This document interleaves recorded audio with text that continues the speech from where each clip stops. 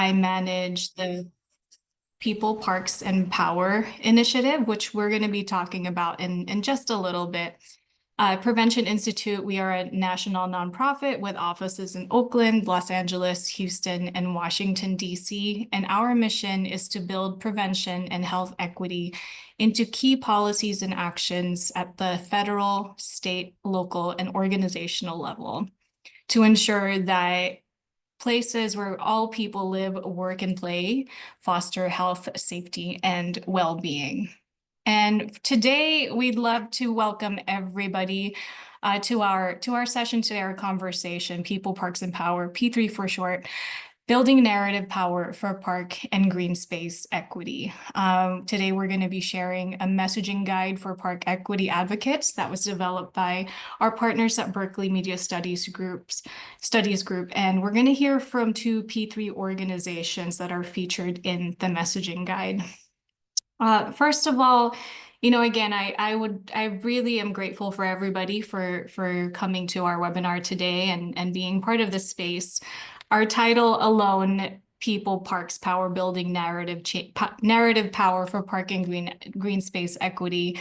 I think that says a lot about who is in this room today, especially in a political landscape that really attacks even just the word equity and even more so the initiatives, the organizations, and the people behind that. And, in full transparency, as we were planning this webinar, we were thinking about what is the framing that we need to put forward in a time when folks can't even say the word equity. How is our messaging guide going to feel like it resonates with people? And we really come to the realization that no matter what is happening ourselves and our communities, we are always striving to move towards a vision of healthy, equitable, and thriving communities. And that means uplifting our narratives, uplifting community voices, and making sure that we're continuing to uplift people in power and creating spaces like this with like-minded people like yourselves. That is so important in the world that we live in today. So I'm very grateful that you are all here to talk about people power, to talk about park equity, health equity, and all of that stuff. And I am so pleased also to share who our speakers are going to be today. We have Sandra Vieira from Prevention Institute, Rosaura Wordsworth, and Jocelyn Polanco from Berkeley Media Studies Group, Michael Johnson from South Bronx Unite, as well as Destiny Arnold from the Conscious Connect Community Development Center. And we'll hear from each of them really soon. But first, to really set the stage here and get everybody kind of warmed up for our conversation, thinking again about our movement towards healthy and equitable and thriving communities. What are your aspirations for parks and green spaces within your community? If you click on the link that my colleague Alberto has just left in the chat and leave one word in that box, we're going to be creating our own little word cloud together of what our own aspirations are for green spaces within our community. We'll give everybody a few minutes to do that.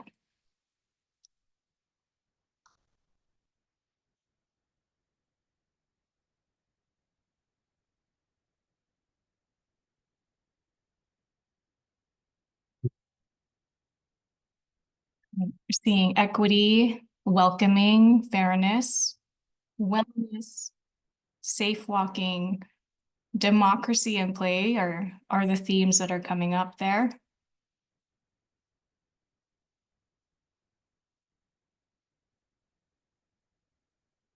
And again, if you're just joining us, we're going to be sharing the link again in the chat in case you missed it in the earlier feed. But we're welcoming everybody to share in the Mentimeter link. What are your aspirations for park and green spaces within your community?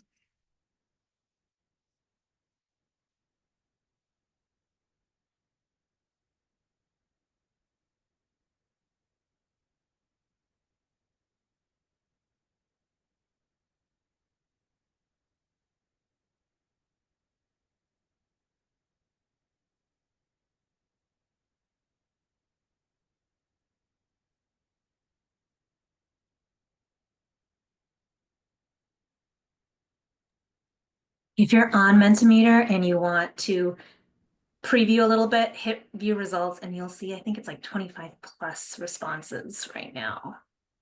It's a very inspiring set of words.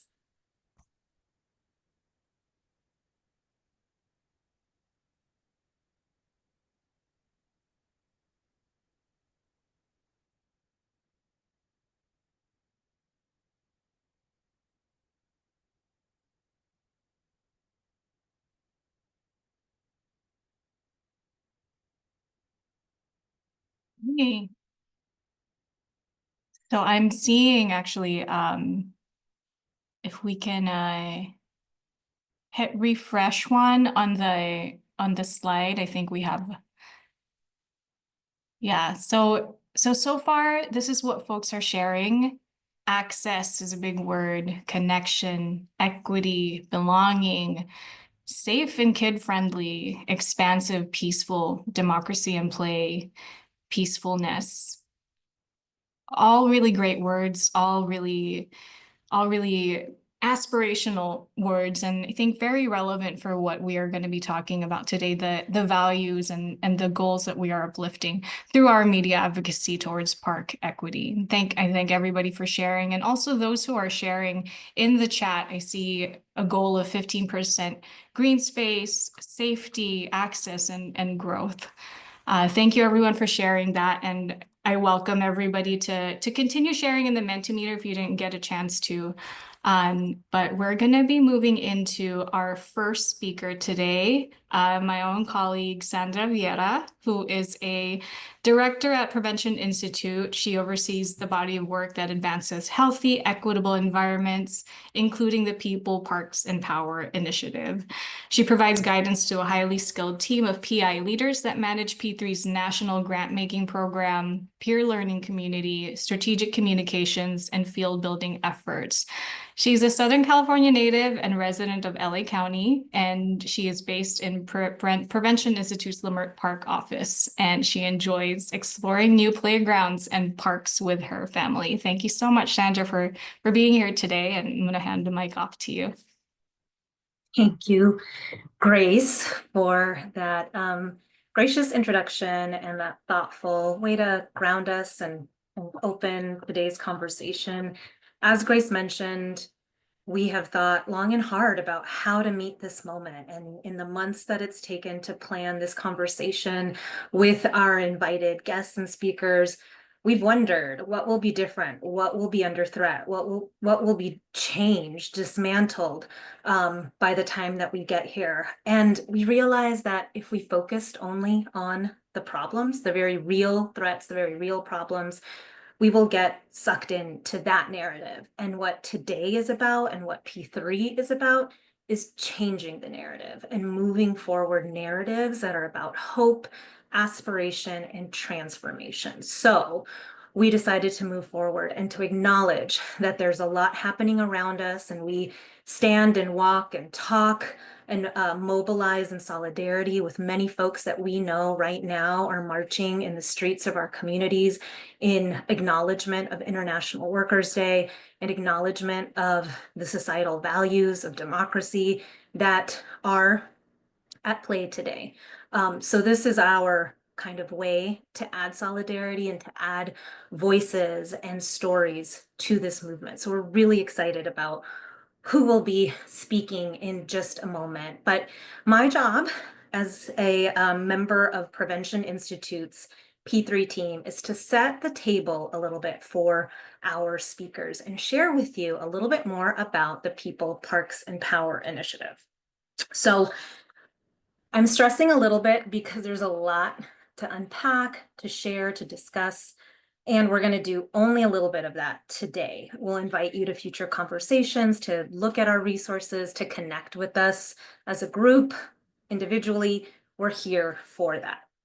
But to move us forward, I want to take you back a little bit to 2020, when P3 as an initiative began to take form.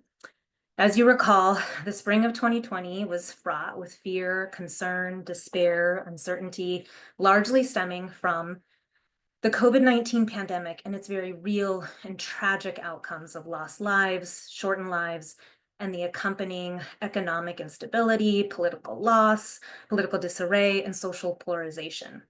A few months later, the world would witness the murder of George Floyd at the hands of law enforcement, but also a renewed energy for the movement for Black lives being front and center in the public consciousness. But that consciousness and that energy are front and center today in that they're being targeted and dismantled. But the solution then, as it is now, is continuing to name and focus addressing structural barriers, white supremacy and racism, historic policies and practices that include segregation and redlining, as well as current practices that reinforce power imbalances in decision-making. So as public health practitioners, community advocates, neighborhood leaders, we continue and we're committed to act on our values collectively and within and with community. So that's where P3 was born. P3 is our vision, an action towards a national park and green space equity movement. Our theory of change holds, it's sort of described a bit on screen right now, that local green space policy initiatives can change the narrative about the value of park access, alter power relationships, and ultimately build momentum to eliminate park and green space inequities in low-income communities of color. And we transform that vision into a theory of change. It's in that document that's noted here, and developed a grant-making framework that Robert Wood Johnson Foundation, the Doris Duke Charitable Foundation thoughtfully resourced and invested in. It draws from past public health successes and generations of power building victories by BIPOC-led groups. So now the framework builds on our history, on lessons learned, and it challenges a bit of a dominant narrative in this space, which is that there's attention and resources on moving park equity through projects. And our approach is really to build on that, but to expand and shift the focus on thinking about policy and systems change that talks about parks, but also connects to other land use policies and community interests and priorities. Next slide, please. So I'm going to give you the quick overview of the P3 sort of core strategies and approaches. As I mentioned, we're shifting from a focus on park projects to policy and systems change that can create park equity at scale. We know that parks are important. We believe in parks, and we think that putting forward brick and mortar projects are so important. But if we only do that, we will miss addressing equity that has created the inequities that we're seeing today. So we need to invest in power building as a core strategy and outcome for park and green space equity efforts, recognizing that power built for parks will translate into power built for interrelated community priorities, things like housing and justice, climate resilience, immigrant rights, etc. And that all of this can help to build national momentum for park and green space equity in order to create more fertile ground for this approach and for the innovators and leaders on the ground. Next slide. So who are these leaders on the ground and in this network? Here's a map and an overview of our P3 local partners, 14 at the start in 2021 and 7 that are now continuing forward in a formal fashion with Prevention Institute and P3. We have 2 folks here that will speak to their individual stories, their journeys, and their work. And we're really excited to have them here. We want to give them lots of airtime to talk about that. And there are more stories where those come from. But we very much believe that innovation comes from the local level, and that we need to elevate the leadership and the wisdom, experience, and the calls for action of our local partners who are representing and part of communities all across the country and Puerto Rico. So we invite you to learn more about all of them in the coming time together here and moving forward. Next slide, please. So what I'm not sharing at this moment, because there's not enough time to give it due diligence, is what these 14 communities are doing, have been doing, are doing, and will be doing moving forward. We have a whole set of policies and strategies that they are moving forward, identifying a sustainable funding stream to advance equitable stormwater management in New Orleans, Louisiana, pursuing district-level joint use agreements as a displacement measure in Austin, Texas, building accountability measures for existing policies, metrics, practices, and narratives that support racial equity in Minneapolis's park system in Minneapolis, Minnesota, facilitating and supporting self-organizing efforts of farm workers, including Mexican immigrants and indigenous Mexicans in Ventura County, to advance local land use policies that increase access to park and green space. All of those strategies and the ones we'll learn more about today and in future P3 conversations focus on 3 equity objectives noted here on the screen.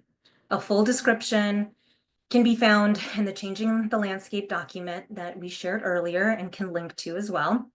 But to summarize, at the core, P3 strategies advance procedural equity, which involves decision-making processes.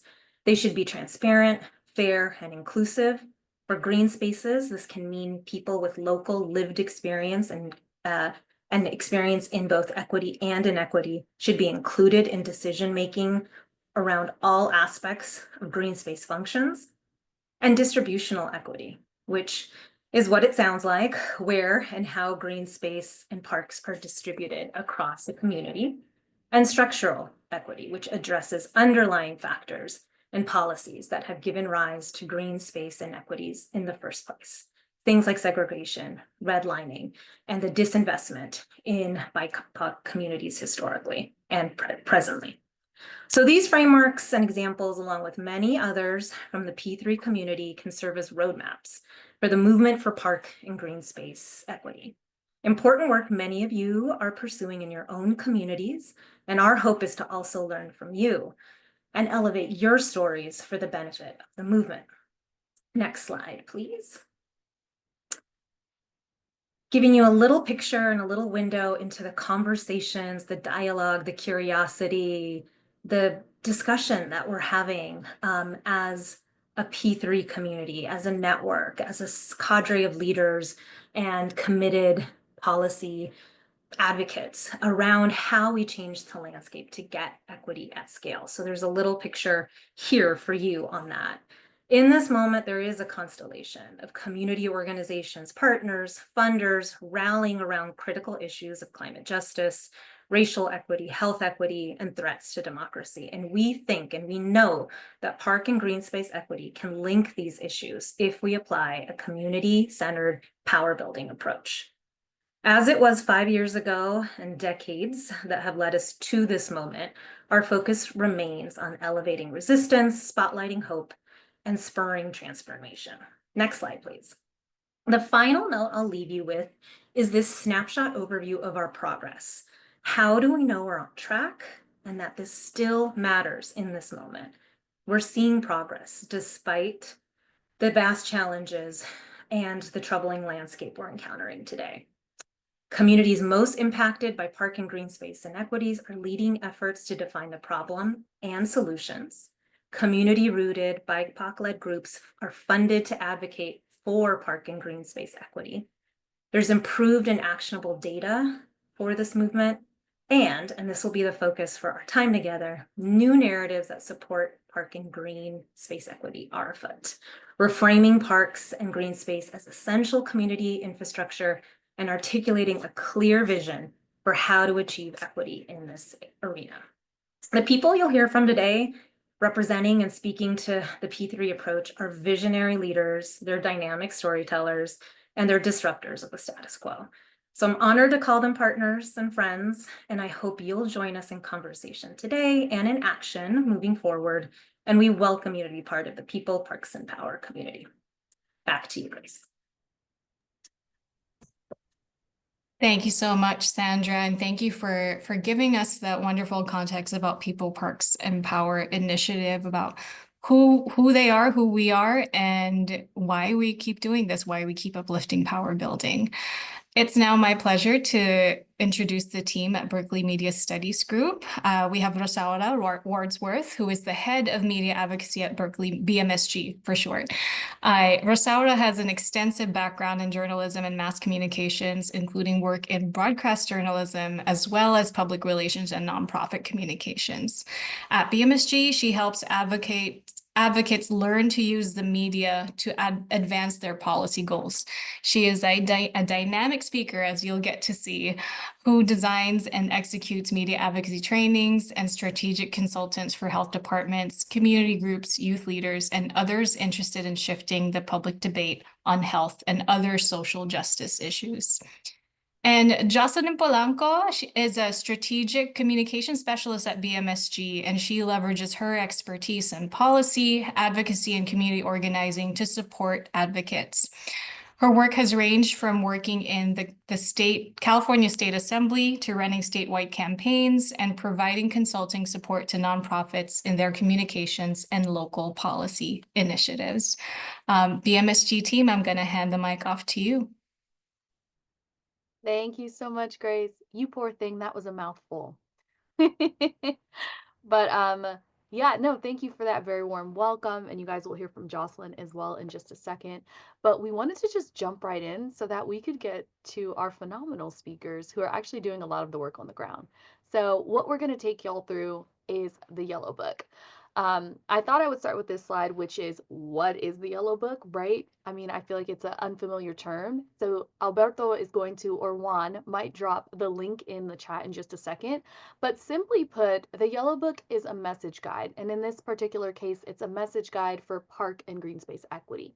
So in a moment, we'll get into what's inside and what we found and how we got there. But first, I wanted to give you a brief history on the Yellow Book itself and really why we call them Yellow Books. So they're modeled after an early guide in tobacco control. So if you look to the far left, you'll see one that's yellow, thus the name, the Yellow Book. But they helped the field understand the importance of framing in media advocacy, which is something that we talk a lot about at Berkeley Media Studies Group, aka BMSG for short. But many of the concepts we apply in this Park Equity Yellow Book are adapted from BMSG's prior work. So it includes message guides on sexual violence and assault and harassment, early care and education, and preventing gun violence and firearm suicide. So those are some of the books that you're seeing on the screen right now. But I want to jump ahead and really talk about our Yellow Book. So Juan, if you can go to the next slide, I'll speak a little bit more about why we need a Yellow Book. So what we found was that there was a need for narrative change around park and green space equity. Sandra was saying that a little bit earlier of what we were finding in the news. We knew there were some dominant narratives in the news about parks, and we wanted to create something all advocates and organizations alike could use to shift those narratives. So when reading the Yellow Book, you'll see what we learned from the local partners, and a lot of that came from deep listening within the community. So it wasn't that Berkeley Media Studies Group got together and say, we know about parks. No, we went into the field and we talked to the people who really know about parks. To gain an even more holistic view of park and green space equity, we also conducted key informant interviews, and those included indigenous communities, parks and recs departments, and land conservation organizations. So one, if you can go to the next slide, you're going to see these two arrows and they're kind of pointing at each other, right? So on the left, that's the dominant narratives, and on the right are the counter narratives. And they're kind of like, they're up against each other. And so the dominant narratives minimize the importance of park and green space for health and well-being. As you can see, the arrow on the left, people think of parks as a luxury. So they do think that they're universally good. They think that they're nice to have, but they do not consider them essential. And furthermore, when people think of the word park, what comes to mind is grass and vegetation, but not people or wildlife. So when people's conceptualizations of parks and green space are empty of people and wildlife, it's harder for them to see the connection and value of parks to well-being of individuals and communities. And that's why park and green space equity matters so much, because while we have the counter narratives, that's the arrow on the right, that parks are essential, that they are multifunctional, that they bring inclusiveness and healing for people of color, that simply isn't enough. And so, Juan, if you go to the next slide, you'll see that we have our two arrows and they kind of do the flipperoo towards the aspirational narratives. And that's what we want, because it's not enough to counter those harmful narratives. It's not enough for one group to be saying this and the other to be saying that, because when you do that, oddly enough, it enforces, or it it's not enough to simply rebut an argument, because that can reinforce the language. So that does not evoke a different understanding of the problem. So to transform the dominant narrative, communities need to tell their own stories, clearly connect to their solutions and values, and deliver those messages with confidence in many different venues. And that's something that we're seeing the local partners already do. You guys are going to get to hear a little bit more about that in a second when they get the opportunity to speak, but that's what they're already doing in their community. This guide, this yellow book that we've thrown in the chat, is a tool to help communities, organizers, and advocates build narrative power. It's here to give groups a blueprint so that they're not starting from scratch. They're not starting from the very beginning to tell their authentic stories or to create solutions or strategies within their own communities. It gives you a little bit of a head start, because you'll see where some of them started from and where they got to, and they'll also get to speak about that in a moment. But for now, I'll pass it to Jocelyn so that she can get into the process of developing this yellow book and how we got through it. Thanks, Rosara. Mhm. So to give you all a little bit of insight into how BMSG kind of approached putting this yellow book together. So our research team at BMSG did a really super deep dive looking at the news. How does the news actually cover parks and green spaces? So they looked at over 180 news articles, looked at like every single word that was included in those articles. And then they also looked at research documents and different advocacy documents. And they took that and combined it with that real life experience. So some of the groups that Rosara mentioned, talking to different communities that are working on parks and green spaces. So they held these listening sessions and had these interview sessions with a very diverse group of people.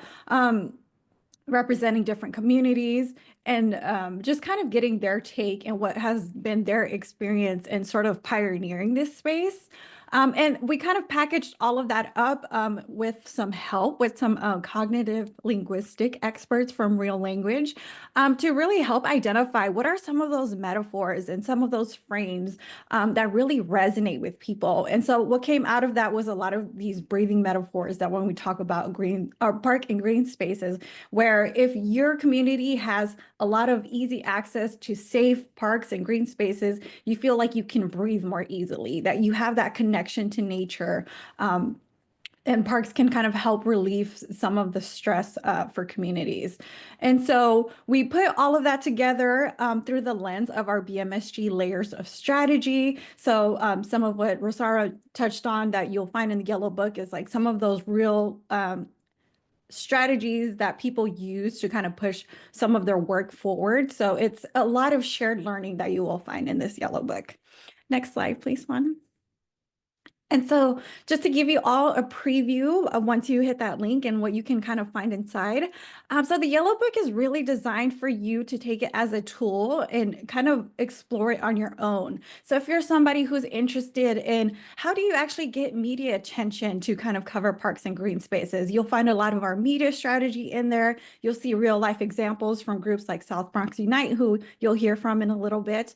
And there's also the pieces about developing your overall strategy. What does it look like to push for policy that elevate parks and green spaces in your communities? You'll kind of see some of those learning lessons from organizers that have done the work and how you can kind of replicate that in your own community. So again, like Rosara said, so that you're not really starting from scratch, but you can just kind of go where you are interested in and where you kind of want to build up those skills. And it's really designed for people of all levels. So whether you're like a very seasoned community organizer, or if you're brand new to the space and you want to have a little bit more involved action, there's a place for everybody in the yellow book.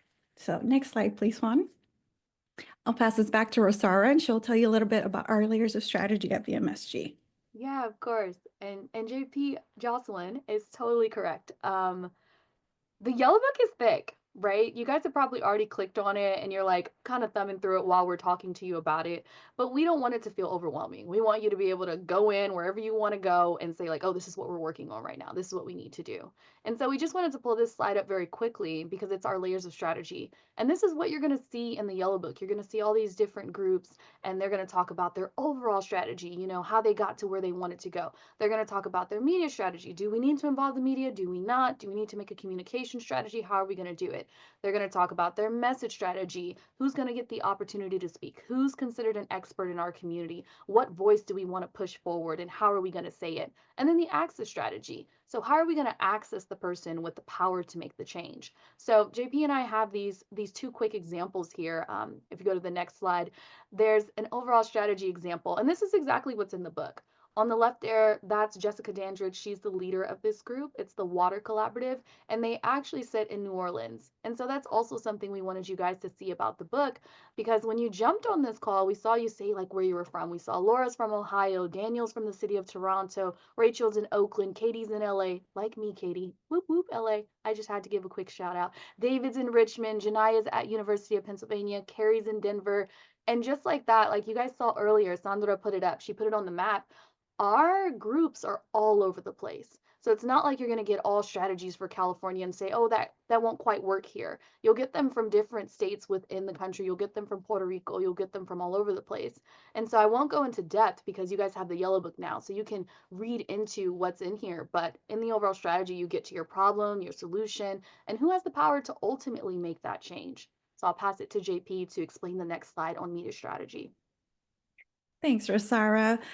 So I won't go too into depth here because we're actually going to hear from the media strategy experts at South Bronx Unite. But this is the media strategy that we present at BMSG, and we really just try to teach folks how to use the media as a tool to advance the work that they're doing. So looking at everything from what are the methods that actually help you reach the audiences and the targets that can move the needle on this. Deciding if engaging with the media will actually advance your goals and at what time would that be helpful. So for example, if something is coming up as a policy at your local city council, maybe that's a time that you might use media advocacy as a tool. And then also finding the media outlets that actually reach your target. So how can you be very strategic about the outlets that folks like decision makers are actually paying attention to? And what are some of the media tactics that you can use to get your story out there into the media? So next slide, please, Juan. And so you heard Sandra talk about a little bit this earlier about the national landscape that we're really facing at the moment. So this was an article from CNN that was published very recently, and it says national parks brace for a hold your breath year as the season heats up. And this just kind of gives some context about what's happening around the national parks, that there's a lot of uncertainty.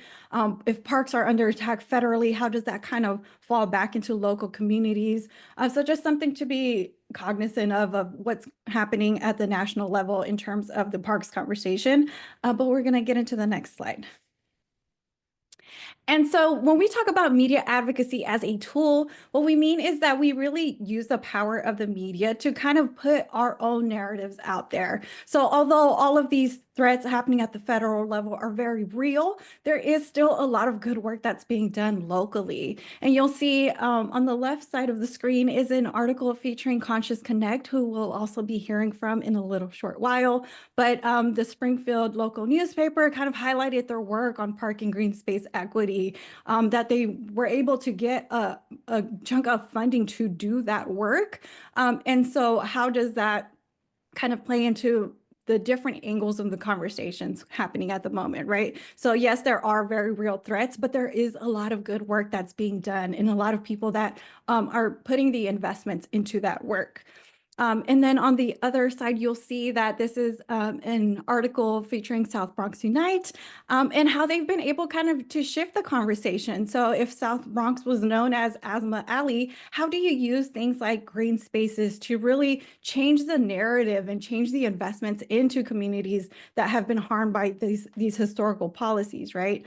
So this is just an example of how we can begin to counteract some of those really dominant narratives. And really just how shifting the narratives kind of changes people's minds about what's possible and putting those initiatives out there so that people can see them and say, hey, maybe I want to do something like that in my community too. So I'm going to pass this back to Grace.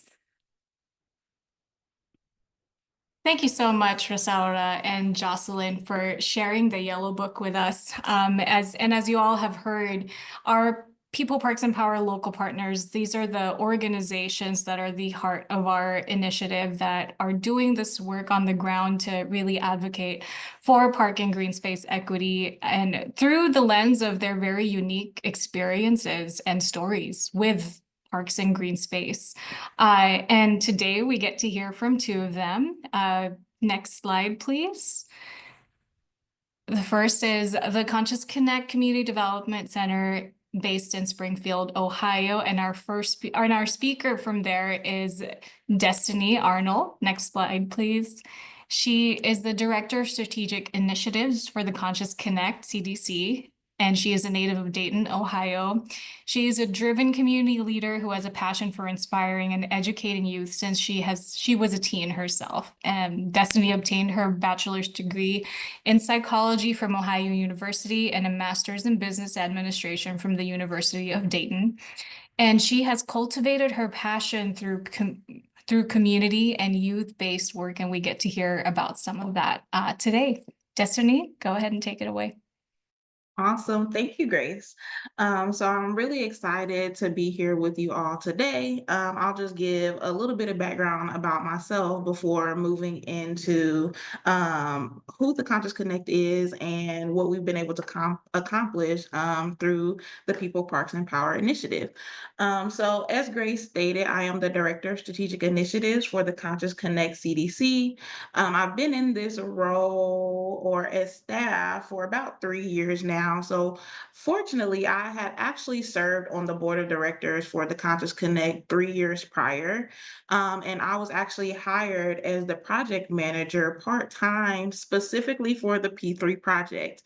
A few months into that project, I was actually able to move to be full-time to really work on all of the day-to-day things that we have going on with the Conscious Connect. My background is really in education and mental health, so working typically directly with youth and things of that nature. And of course, it's been such a pleasure to work with the Conscious Connect, but also a learning journey as well, because I was very new to the park and green space equity framework. So next slide, please. Awesome. So the Conscious Connect is really an overall neighborhood revitalization organization. So we are based in Springfield and in Dayton, Ohio, and our People, Parks, and Power initiative and project is actually taking place in Springfield specifically. So we do a bit more than just parks and green spaces. So we actually got our start with literacy.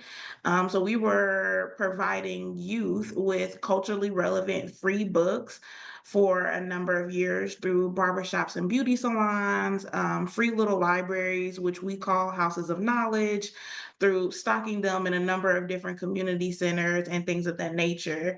A few years after we were able to get the literacy initiative started, we did start to pivot into parks and green spaces. And it actually started with this idea of establishing reading parks. And we further developed that and were able to build multiple pocket parks. So we actually have 3 pocket parks in Springfield and 2 in Dayton. And a pocket park is a non-traditional park. So, you won't drive by and see a jungle gym or a monkey bars or things of that nature, but really is taking a plot of land that was either vacant or maybe it housed a dilapidated home or structure or something like that. You take something and you revitalize it. You really make it beautiful, something that encourages community to come and to connect. And I think what's really special about our pocket parks is that it's really driven by community. So before we build anything in the neighborhoods, we go out, we knock on doors, we speak to the residents and find out what things they would actually like to see in their space. And then we move forward with developing. In addition to that, we also work in the workforce development area, as well as housing, which is probably our most recent endeavor that we've been able to tap into. But that is the Conscious Connect as a whole. Next slide. Thank you. So the Southside Parks and Green Space Ecosystem is actually the project that we proposed for the P3 initiative. It required us to reactivate the Unified Collective, which was a coalition that we had co-founded in 2020 for a specific issue that was taking place regarding grocery stores in the South Side of Springfield.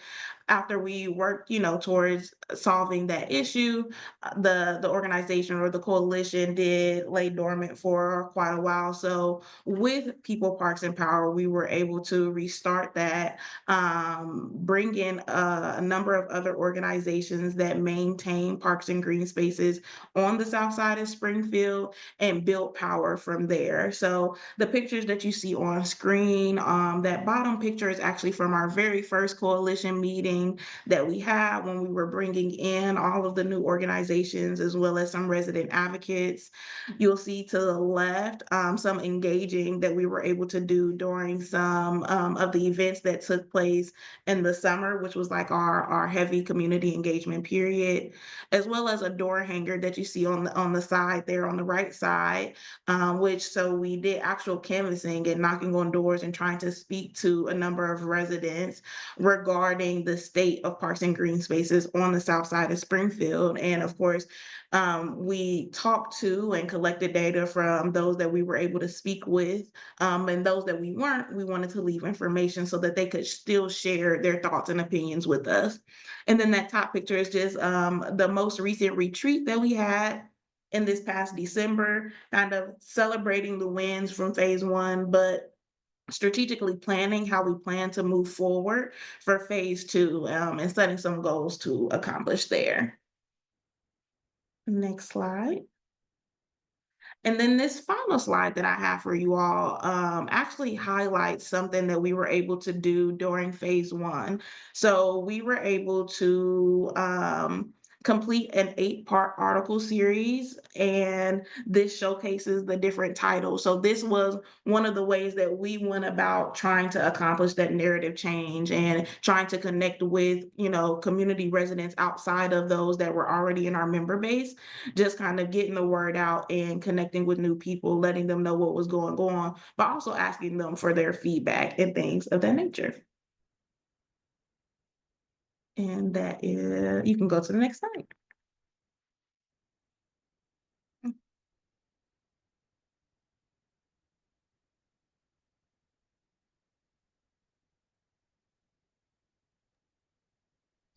Thanks so much, Destiny. I'm going to invite up actually Rosaura to lead this next section where we get to ask Destiny a few questions, and then I'm also going to remind folks of the webinar chat and the Q&A box. Those are available for you all. So if any questions come up for Destiny or the BMSG team or the Prevention Institute team, please put them in the chat box, and we'll have a Q&A section for the audience later. Thank you, Grace. Yeah, please do put your questions in. I mean, we at Berkeley Media Studies Group, we put together some questions we thought you guys would want to hear. You're getting to hear from someone who's actually doing the work on the ground. But we'd love to hear your questions and incorporate them at the end of this or even in between it. So, hi, Destiny. Hi, how are you? Y'all are gonna see. I know Destiny really well. I've been working with her for a few years. She's like, I shouldn't say she's like my favorite, but she's kind of like my favorite. But but no, we're so excited because we know that there's a lot of different people on the call right now. Like some people are really like advanced in their strategy, some people are just starting out. And so it's nice to hear from you because like you've gone from beginning to end. And so we're kind of just hoping with the first question, you could walk us through your journey of like where you started with Conscious Connect and like how the community received you, like from beginning until now. Yeah, absolutely. So, as I said, like I was actually hired specifically for the P3 project.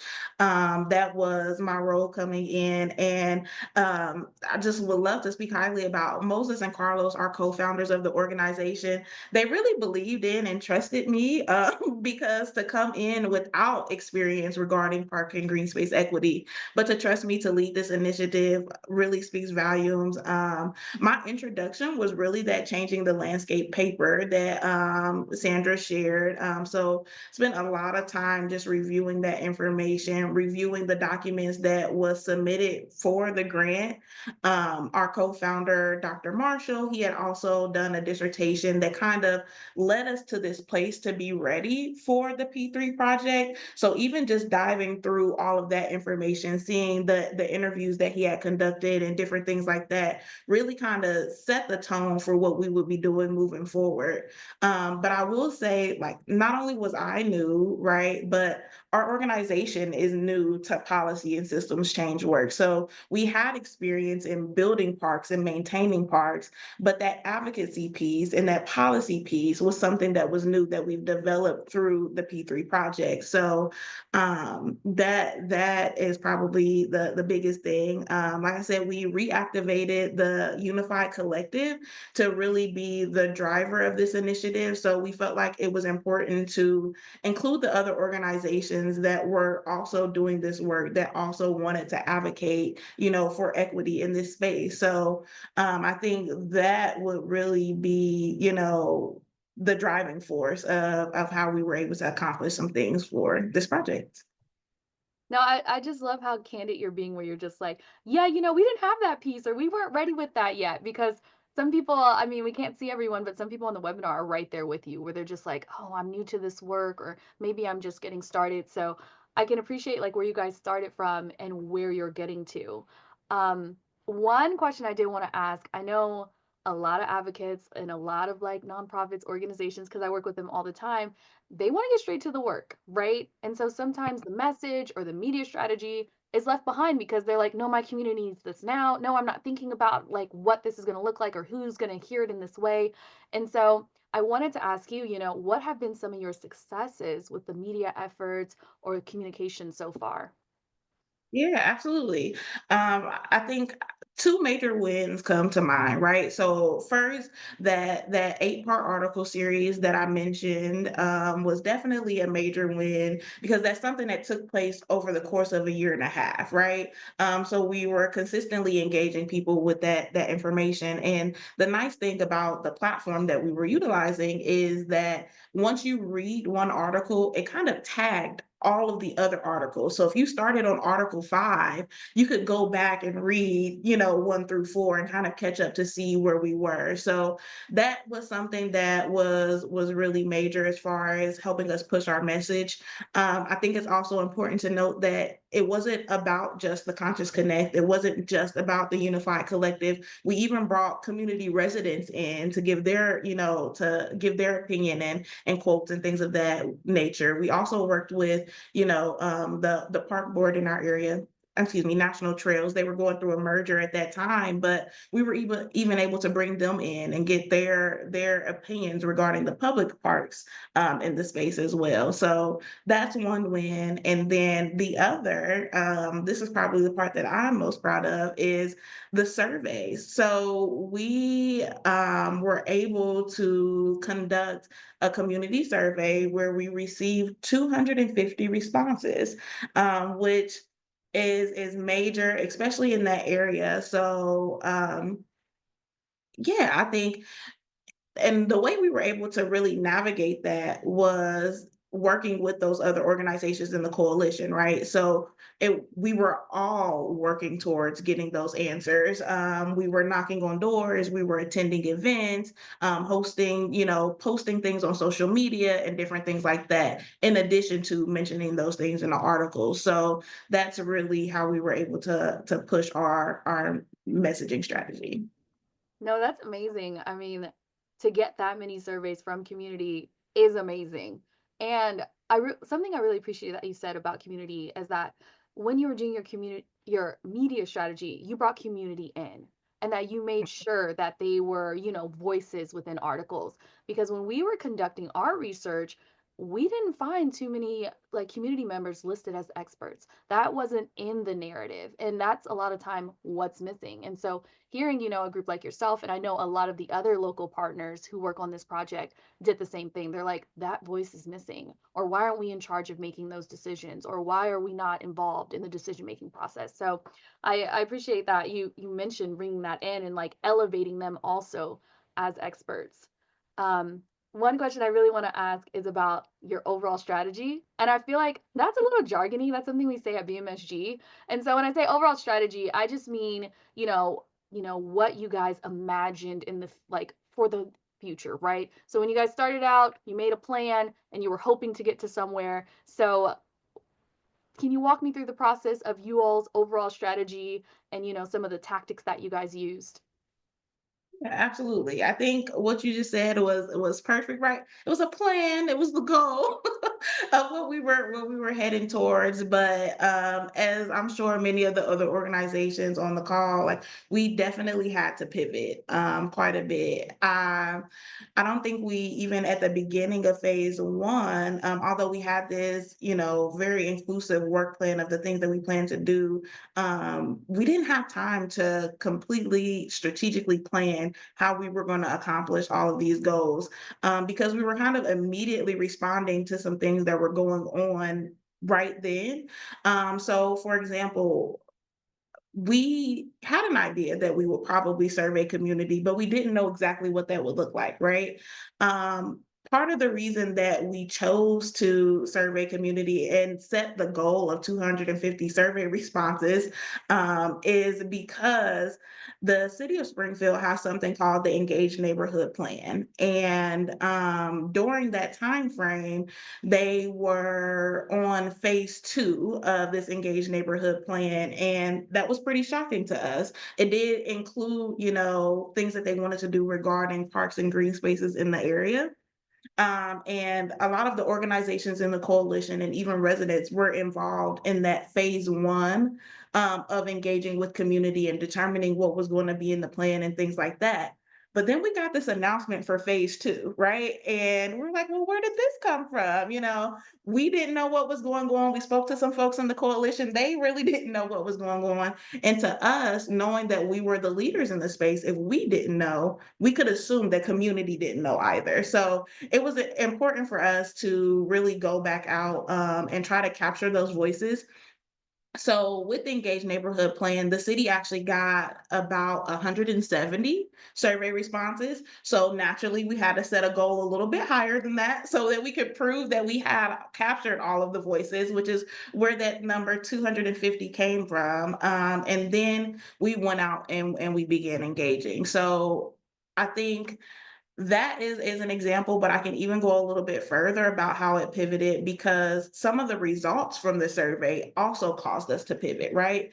So we went into this project thinking that we were going to be advocating for more parks and green spaces in addition to safety and amenities and things like that. And what we found from the survey was that residents felt like we had enough parks and green spaces. Everyone said they were in walking distance to at least one park or green space. The issue, though, was that they weren't going to those spaces, or they were going to the ones that were a lot further because of that equity issue, because they didn't feel safe, because they didn't have the amenities that they wanted, and different things of that nature. So we even had to pivot that way, and start having different conversations regarding what parks and green space equity looks like in South Side of Springfield. No, I love that you said that like you pivoted. I mean, I think sometimes people create an overall strategy and they're like, this is what it's going to be, this is what it's going to look like. But a lot of times it turns into the whole pivot dance. And it's like, we need to revamp this, we need to make an overall strategy. And another piece that you guys keep doing is you continue to bring in community every time. Because it's like, well, what does the community really need? Here we're all creating more parks and green spaces, but they're not using them. Or maybe they're using the one over here because it's not equitable. And so that piece of always bringing in community is so important. I know that we Yeah. have South Bronx Unite coming up, and to give them enough time to also do their presentation, we're gonna wrap and we'll bring Grace back in, but we'll still have time for more Q&A after. Great, Thanks, thank you Aurora. so much. Thank you so much, both Destiny and Rosaura, and Destiny especially for sharing the story of the Conscious Connect. I don't think that y'all give yourselves enough credit that you are the experts on park equity, park and green space in your community now, and for being very new to kind of like this field of work at the beginning of your journey with P3. I think that says so much about how much narrative power y'all have built in the community. Um, yeah, so I'm going to turn our attention to Michael Johnson, who is our next speaker. He is a community-based advocate for environmental, economic, and social justice in the South Bronx. He is also the co-founder of South Bronx Unite and a founding member of the Mott Haven Port Morris Community Land Stewards, where he's also a board member.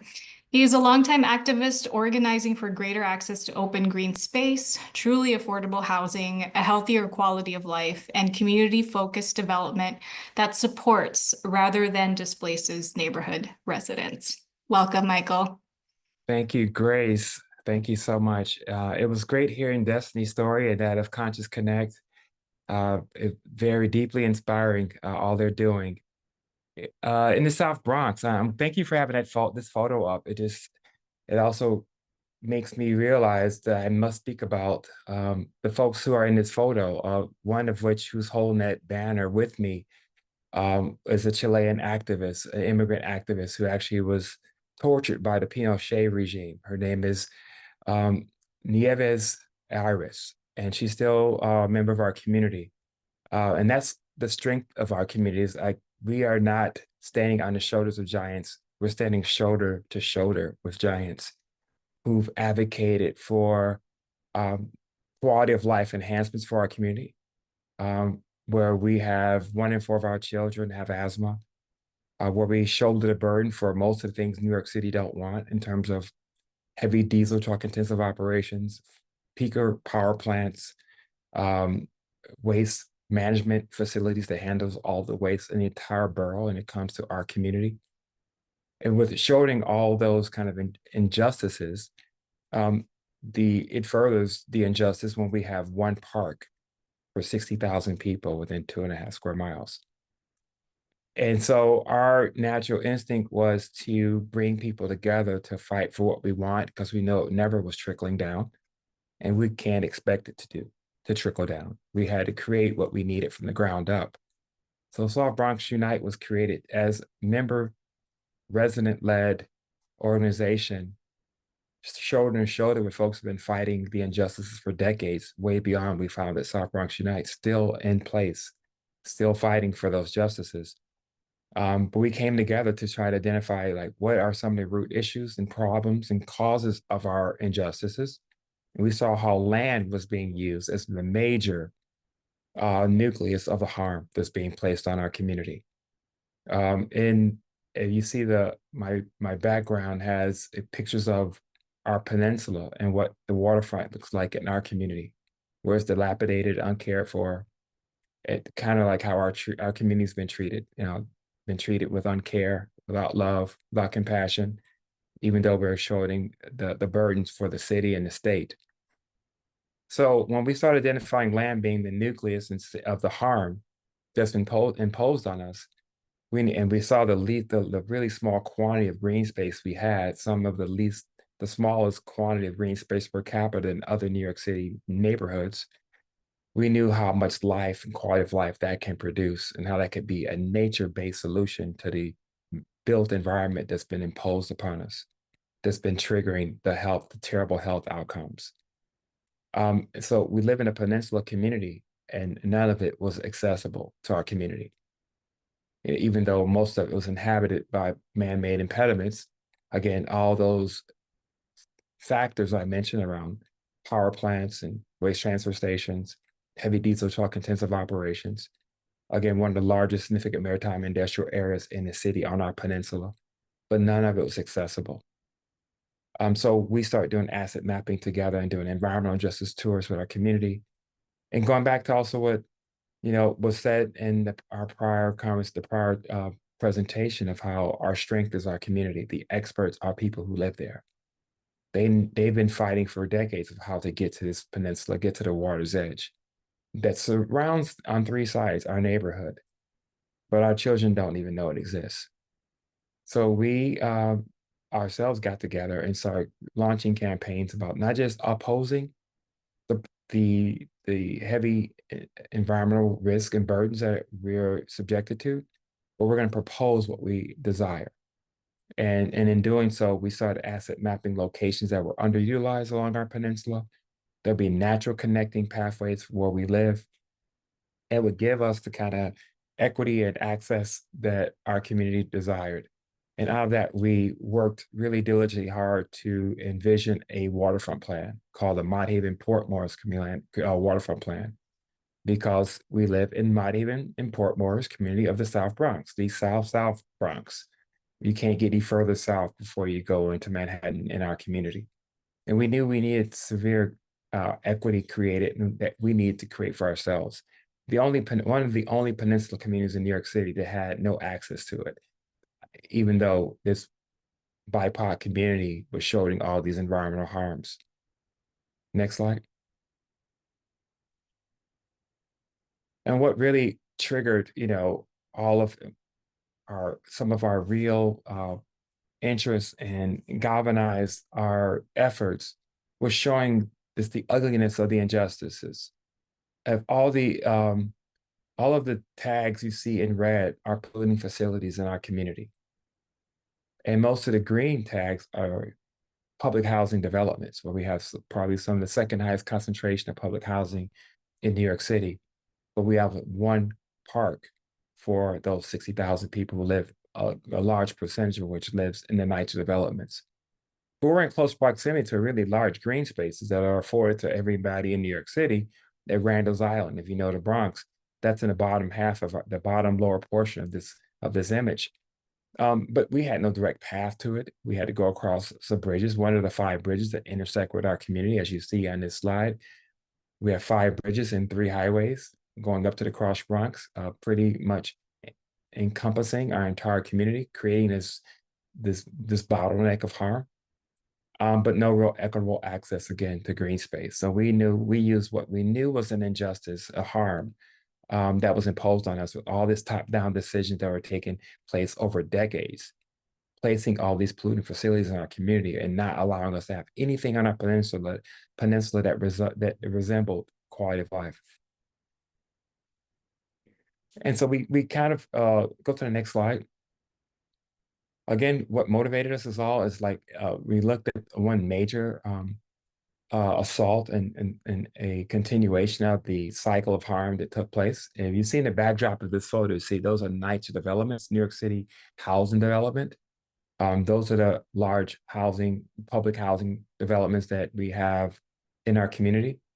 But what you see in this photo is a water's edge, a garbage train in front of it, and a heavy polluting diesel truck intensive warehouse that ships groceries from folks from this warehouse to people's doors.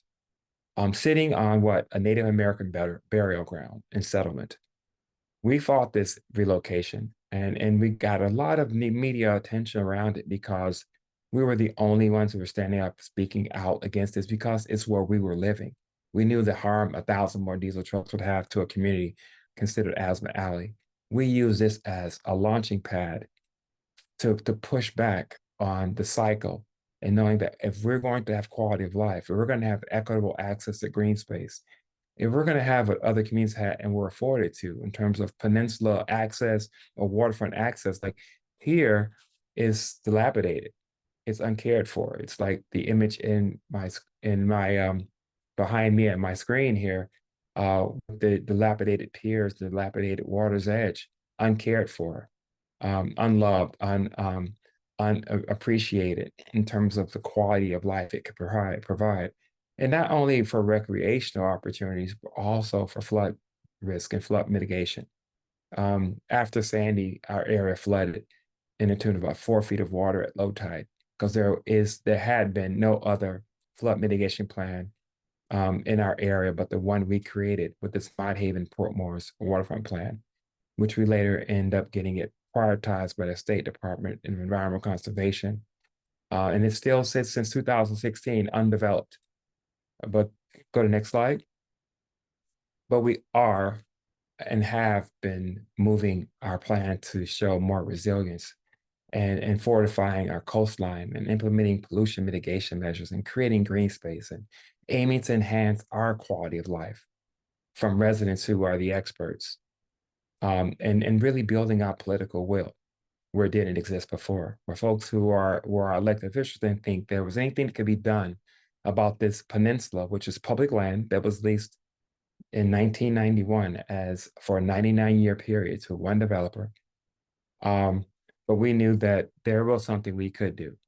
We could stand up, we could fight back, and we could create our own plans. And the waterfront plan was accented and actually made even much better last year when we actually went and applied for the Community Change Grant with the EPA, where we garnered support and collaboration from some of the top landscape architects in the country, and where we actually accentuated and made our plan even more fortified. Our application at the EPA is, of course, sitting on a shelf right now, has not been reviewed, but we're still building support and collaboration amongst entities we hadn't had before, with city and state agencies and elected officials who are now supporting our plan more so than they ever had. And really trying to help us find ways to finance the implementation of our plan, even without the federal government support. So from our standpoint, we're winning. When we keep bringing people together and keep showing the importance of our collective power, that's our win. It's not stopping one developer or one entity from bringing in and assaulting our community and continuing the cycle of harm.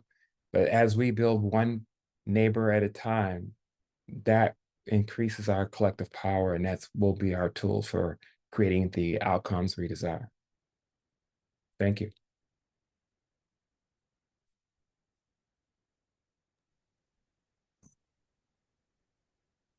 Thanks so much, Michael. I'm going to invite up Jocelyn from BMSG to do a little Q&A with Michael. And again, reminding folks that we have a Q&A box and the chat box as well, if you have some questions that you want to uplift for any of our panelists for later in this session. Thank you, Grace. Michael, I am always inspired to hear from you every time you talk, because these are these problems that feel so big, and you always talk about it in a way that feels like it's possible to actually do something about it. So Michael, I think the people want to hear, they want to know, how does one get to a point to feel comfortable as a media spokesperson? How does one get to a place where you can take on a media interview feeling very confidently? Well, I'm representative of a community that's been voiceless. And my neighbors aren't getting the camera in their face to ask them what they think. So I have to make sure what I say is representative of their feelings and their aspirations and their needs of themselves and their children. So it comes with a heavy responsibility to make sure that we're saying and doing and responding in a way that's speaking to our primary audience, which is our community, that we can make a difference. And so when talking to media, in which we've been really fortunate to garner a lot of media attention on the programs and the platforms and the projects we've been pushing forward. But because we have to tell truth to power, and we have to represent the power of our community. Thanks, Michael. Can you share a little bit about kind of what went into your media strategy? How did you all kind of land on this is how we talk about ourselves in the media? Yeah, very good question. I think, we created talking points, and we had, whomever wanted to stand up and speak, did, because those who were speaking were the experts. Mhm. The organization was founded by people who live in the community, who had a lot of experience in different realms. Um, but they came together, we came together, and regardless of what your background is, if you live in the South Bronx, you have a lot of experience, Mhm. and you're a professional in your own life experience, and who's better to tell that than you? So the strategy has always been to have talking points, stay succinct on those talking points, and repeat those talking points over and over again to get your message through. Because often you see how media will try to dissolve and add water to your points and not really have it as concrete as you want it to be if you're not succinct in your messaging. Awesome. Thanks, Michael. Oh, do you have any examples of maybe any changes you've had to make to your media strategies along the way? Yeah, I think it's evolved to become more dynamic in ways and using more social media like Instagram. Mhm. We started off was just Facebook, and now you have so much more, many more tools at your disposal. You could do your own live feeds. Mhm. You can really get to a much broader audience without media being involved. You can be your own media, Yeah. right? And I think being savvy in terms of how you can best do that to get that message and your voice out there is important, and the needs and the points of interest your community has, right? And using all those that are afforded to you. Yes, thank you for lifting that up because I know we got a question in the Q&A of someone saying, well, what do you do when you're in an area where there isn't that much of a media presence, right? But there's a lot of power in being able to put out your own story through the channels that are available to you. So thanks for that, Michael. No one better tell your story but you, right? Exactly, exactly. Speaking to that piece, Michael, do you have a piece of advice that you would give to those who are looking to strengthen their media efforts? Maybe somebody who doesn't have a lot of media experience. What advice would you have? Speak from your heart. And when you have an opportunity, whatever that opportunity brings itself or comes forward, just tell people what you feel, and really what the issues are and why they're either unjust or they need to have um, highlighting the injustice or what needs to be in terms of the proposed solution. So where we went from opposing, which people are tired of hearing you complain, they want to hear about what you're proposing. So you really have to, I think, be succinct also in having things that you feel that it's a way, an answer to the problem, not just a problem. Mhm. Awesome. And then I guess one final question is, um, do you have any key takeaways that you've learned from your experience, just kind of being out there in the media? Um, what's something that you think would be helpful for folks? You know, media sometimes can want drama, right? Mhm. They could want you to, to really be lambastic and to say things in the heat of a moment without Mhm. being measured. But always stay measured. Realize who you're speaking, who you're responsible for in terms of the words you're putting out there, who you're representative of and representing, and that you're representing them well, right? And that don't don't drink the Kool-Aid, and don't come off as what you sometimes interviewers want you to, right? They may want to hear something like, "What do you think about this?" Right? Don't Aren't you feeling really terrible?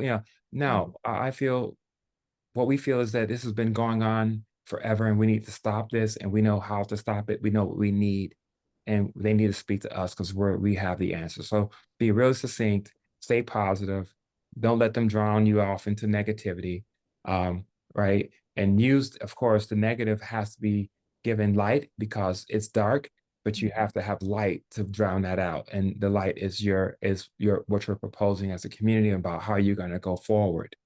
and you're not going to let things stay the way they are. And we're not going to normalize this like it can never change. It will change if we keep fighting for it. And everyone who's listen to those interviews will see, well, wow, they're fighting for something that's bigger than them. It's not just saying they want something because it's in their backyard, because it's just it's not just.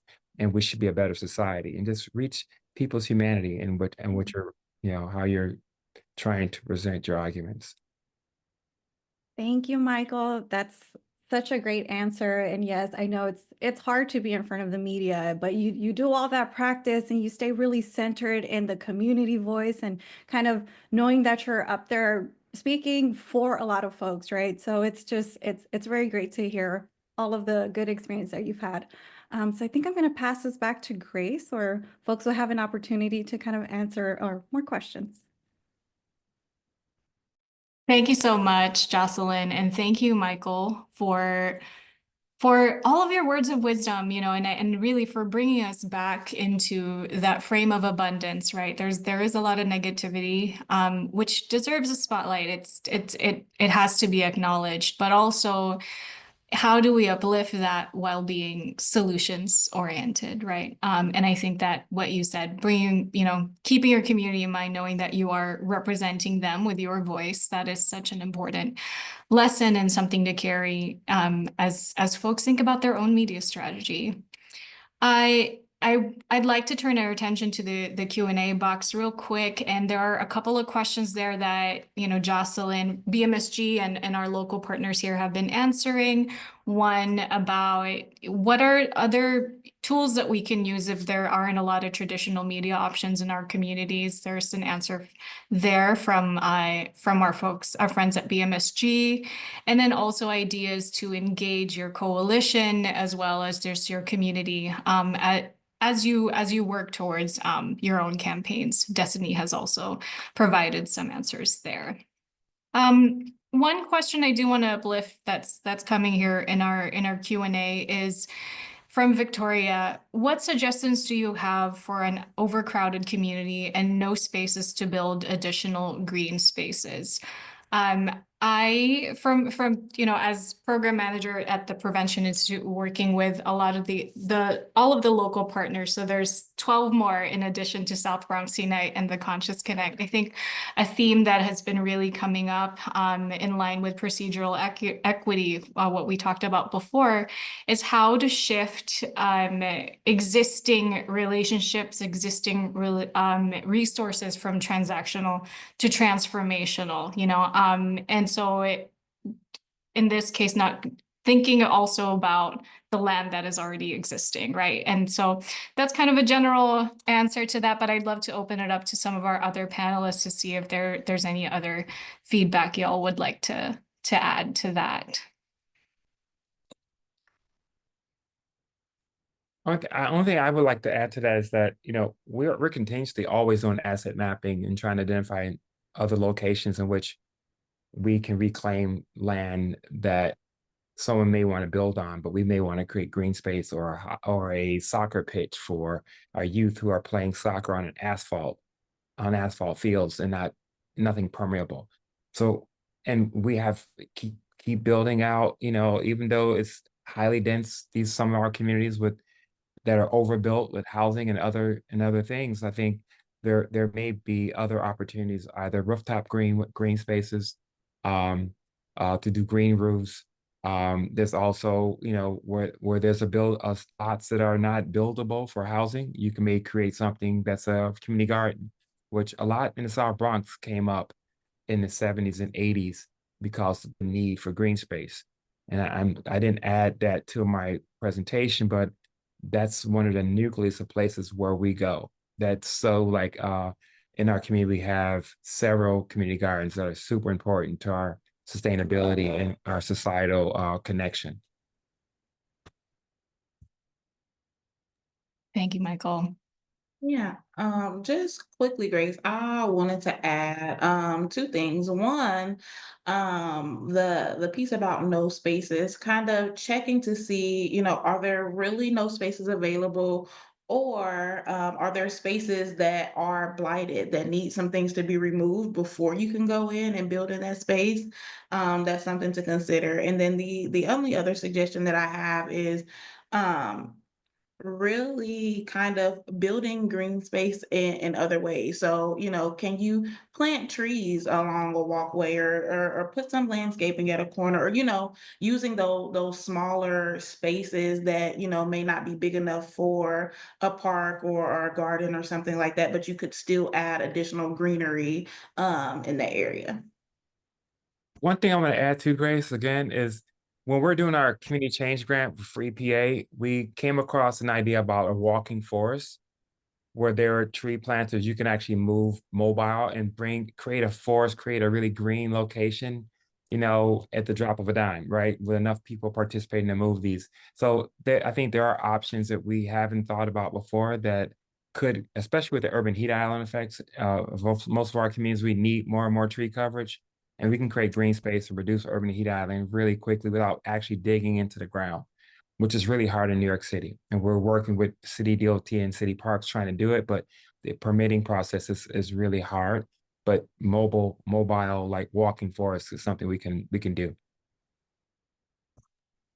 Absolutely. Thank you, Michael and Destiny. And Sandra, go ahead. I saw you unmute yourself. Yeah, I just wanted to underscore the point that I think Michael and Destiny are so wisely pointing to, which is don't accept the premise that you can't have park and green space in our communities, even if it's overcrowded.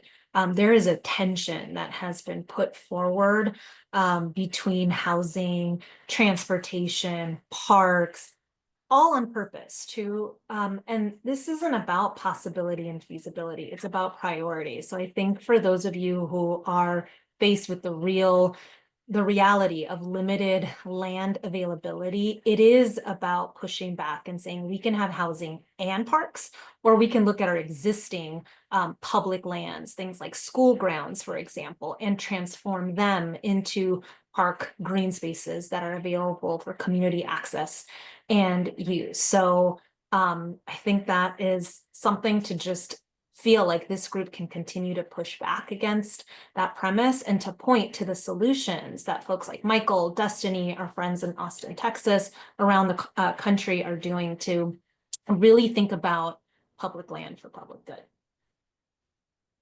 Absolutely. Yeah. And I'll just add to that, Sandra, that, highlighting again the work of our other local partners, we do have groups that are really looking into what policy solutions there are to address green spaces in crowded community spaces, right? So some folks are thinking about what does land stewardship mean for those vacant lots? How do we bring that sense of belonging and control and stewardship back to the community so that they can transform those spaces into open space, right? And saying all of this because we are hoping to have more sessions like this where we get to speak to all of you with our other local partners to really come together to talk about these solutions together. So thank you for uplifting that question, Victoria.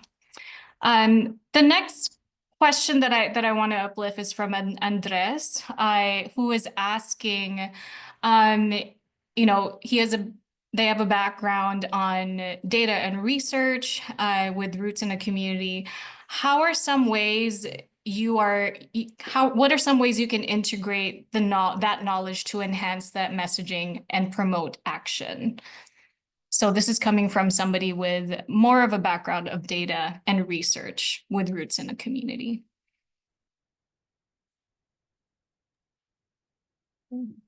Answer this. Something that we are working on currently.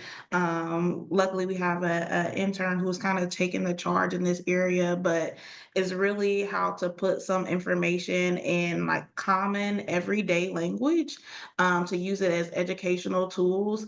So I know that part of the disconnect when just putting out data to community is that they may not understand, what the data is saying and how it affects them. So finding some ways to put it in language that they understand so that they are more interested and they kind of, pay more attention to the information that you're outputting is something that is very, very helpful. So that would be my suggestion.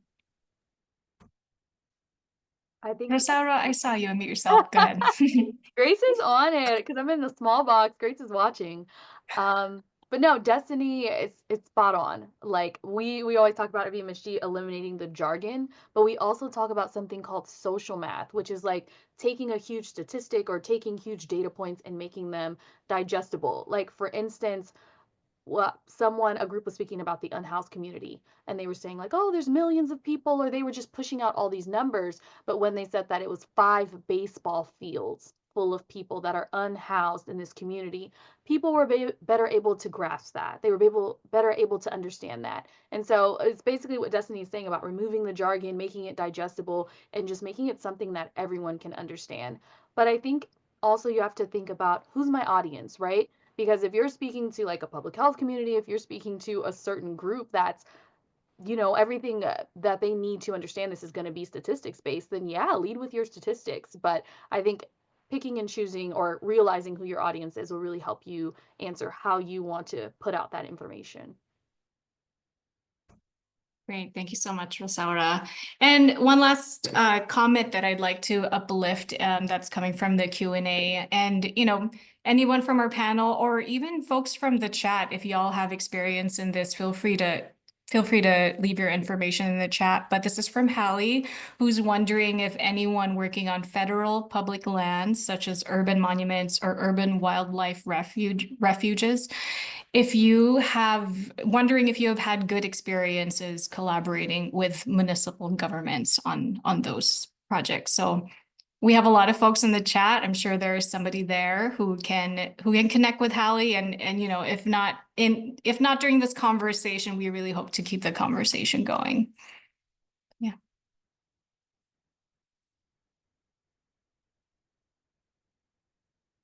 Great. Yeah, and I think, with just 2 minutes left here with our time together, really just want to uplift, the frame of abundance that we are coming from, the uplifting of community voices, and really our aspirations for park and green space equity and for our own communities. And so I'm sharing here a graphic recording that the People Parks and Power that came from a People Parks and Power convening that we had last year, where we were talking about how do we sustain park and green space equity work even through a landscape that is unpredictable and uncertain, which has been our reality, I think, even in the last few months. And it remains, the priorities remain the same. Community members leading the work is a core value, continuing to raise the alarm that, a lot of institutions have so much power, and really trying to ground the power and grow power within the community and uplifting that, and which is our goal as in building narrative power on parks and green space equity. And so to end this, I'd like for folks to share with us in the chat, what are your aspirations and what hopes are you bringing with you from this conversation? If you'd like to share that in the chat. And while you're doing so, I'm going to be sharing a few things that you all can also take with you to refer back to outside of this conversation. If you'd like, again, to access the yellow book that BMSG has put together, this is the QR code for that, as well as a link, and we'll be sharing these slides again after this webinar. We also have some links for our Changing the Landscape paper for People Parks and Power, which outlines the strategies and the different types of equity that Sandra was chatting about earlier, as well as our project site where you can get to know all the other local partners and everything about the initiative as well. And lastly, we thank everyone again for joining our webinar. Please feel free to reach out to us if you have any additional questions or would like to connect. Our emails are on this slide, and we're happy to hear any feedback too. And as you exit this session, you will receive a link to a quick 7-question poll. We would really appreciate if you answer this survey so that we can learn what y'all want to hear about next and how we can improve these sessions. Yes, you may email chat. I see your message, Alex. And also, when you registered for this webinar, we'll automatically sign you up for our P3 newsletter. So you'll keep getting updates on more conversations like this. And thank you everybody for joining us today. I hope you have a great rest of your day. Thank you, Grace. Thank you, everyone.